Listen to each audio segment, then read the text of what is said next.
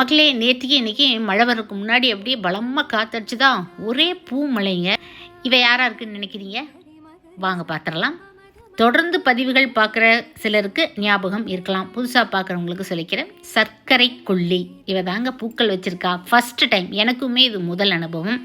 2 வருடங்களுக்கு முன்னாடி வேலூர் விதை திருவிழாவில் அந்த சர்க்கரை கொல்லி வாங்கிட்டு வந்தேன். அப்பா எட்டி கசப்பாக இருக்கும். சரி, பூக்களாவது இனிக்குமா? அது எப்படி பூக்கள் இனிக்கும்? வாய்ப்பே இல்லை.